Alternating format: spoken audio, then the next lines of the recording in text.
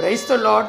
கர்த்தரும் உலக இரட்சகரும் ஆகிய ஆண்டவராகிய இயேசு கிறிஸ்துவின் இனிதான நாமத்தினாலே உங்கள் யாவரையும் அன்போடு வாழ்த்துகிறேன். ஒரு புதிய நாளை தேவன் நம்முடைய வாழ்க்கையிலே கிருபையாய் கொடுத்திருக்கிறார். ஒவ்வொரு நாட்களையும் அவர் நமக்கு ஆசீர்வாதமாக கொடுத்து அவருடைய கிருபையினாலே நம்மை தாங்குகிற தேவனாகவும் நடத்துகிற தேவனாகவும் காணப்படுகிறார். நிச்சயமாய் இந்த நாளையும் அவர் நமக்கு ஆசீர்வாதமாய் மாற்றி கொடுப்பார். இந்த நாளுக்குரிய தேவனுடைய வார்த்தையை உங்களுக்காய் நான் வாசிக்கிறேன். யோவான் 15ஆம் அதிகாரம் 2ஆம் வசனம். யோவான் 15ஆம் அதிகாரம் 2ஆம் வசனம். என்னில் கனி கொடாதிருக்கிற கொடி எதுவோ அதை அவர் அறுத்து போடுகிறார். கனி கொடுக்கிற கொடி எதுவோ அது அதிக கனிகளை கொடுக்கும்படி அதை சுத்தம் பண்ணுகிறார். எனக்கன்பான தேவ பிள்ளைகளே, இங்கே அருமையான ஒரு வார்த்தையை நாம் பார்க்கிறோம். நம்முடைய தேவன் எப்படிப்பட்டவராய் இருக்கிறார் என்றால், தம்முடைய ஜனங்களை பரிசுத்தம் பண்ணுகிற தேவனாய் காணப்படுகிறார். நம்முடைய தேவன் நம்மிடத்தில் எதிர்பார்க்கிற ஒரு காரியம் என்னவென்றால் சுத்தம் என்று சொல்லி இங்கே நாம் பார்க்கிறோம். நம்மை அவர் சுத்தம் பண்ணுகிற தேவனாய் காணப்படுகிறார். பல நேரங்களிலே கரை பிடித்தவர்களாக பாவியான ஜனங்களாக நாம் காணப்படுகிறோம்.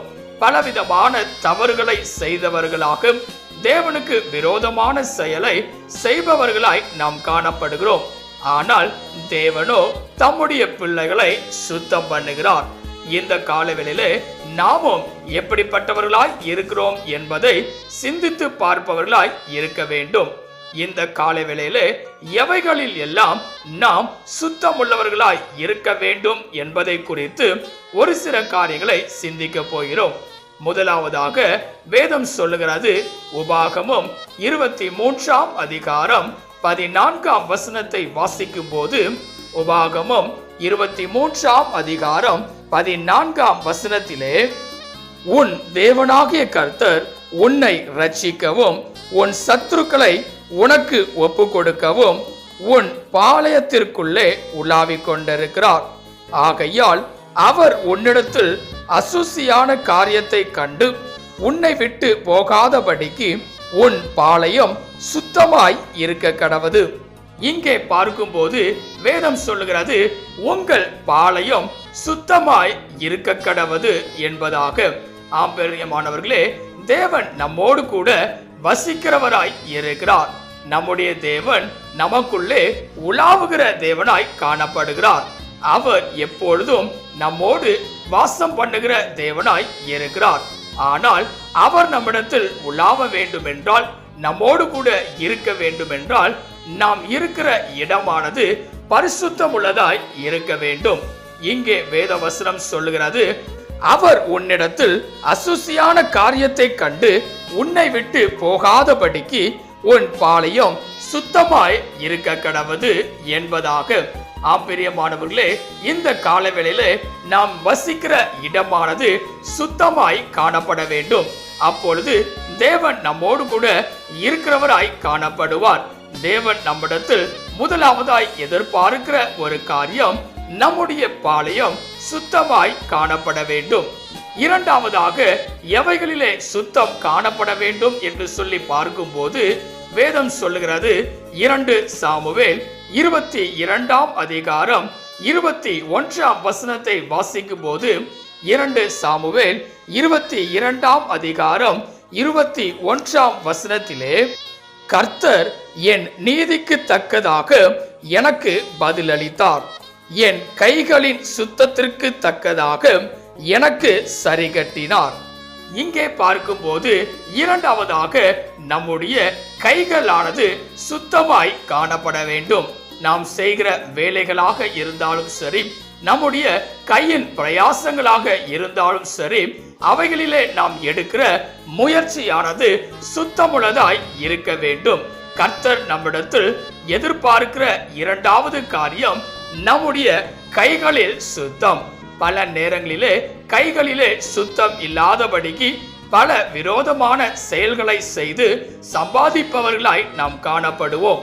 ஆனால் அவைகளிலிருந்து நீக்கப்பட்டவர்களாக நாம் நம்முடைய கைகளை சுத்தமுள்ளதாக வைத்துக் கொள்ள வேண்டும்.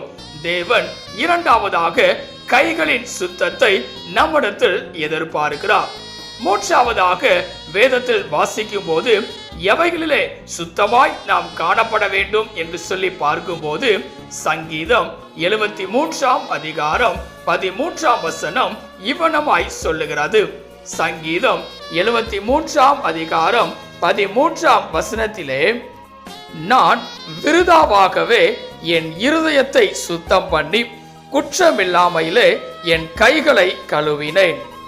இங்கே பார்க்கும்போது வேதம் சொல்லுகிறது, நம்முடைய இருதயமானது சுத்தமுள்ளதாய் இருக்க வேண்டும்.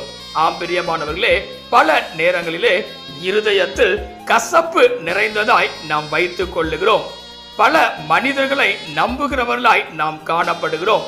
தேவனுக்கு இருதயத்திலே இடம் கொடாதபடி காணப்படுகிறோம். ஆனால் வேதம் சொல்லுகிறது, இருதயமானது சுத்தமுள்ளதாய் இருக்க வேண்டும். தேவன் வாசம் பண்ணுகிற இருதயமாய் நம்முடைய இருதயமானது காணப்பட வேண்டும். இந்த காலவெளியிலே மூன்றாவதாய் தேவன் எதிர்பார்க்கிற ஒரு காரியம், நம்முடைய இருதயம் சுத்தமுள்ளதாய் இருக்க வேண்டும். நான்காவதாக எவைகளில் சுத்தமுள்ளதாய் நாம் இருக்க வேண்டும் என்று சொல்லி பார்க்கும்போது வேதவசனம் அழகாய் சொல்லுகிறது. யோபு 16ஆம் அதிகாரம் 17ஆம் வசனத்தை வாசிக்கும் போது, யோபு 16ஆம் அதிகாரம் 17ஆம் வசனத்திலே, என் கைகளிலே கொடுமை இல்லாதிருக்கையிலும் என் ஜெபம் சுத்தமாய் இருக்கையிலும் அப்படியாயிற்று. இங்கே பார்க்கும்போது நான்காவதாக நம்முடைய ஜெபமானது சுத்தமுள்ளதாய் இருக்க வேண்டும். ஒவ்வொரு நாளிலும் தேவனை நோக்கி நாம் ஜெபிக்கிறோம். ஆனால் நம்முடைய ஜெபமானது எப்படிப்பட்டதாய் இருக்கிறது என்று சொல்லி நாம் சிந்தித்து பார்க்க வேண்டும். பல நேரங்களிலே நம்முடைய சுய சித்தத்தின்படி பலருக்கு விரோதமாய் ஜெபிப்பவர்களாய் நாம் காணப்படுகிறோம்.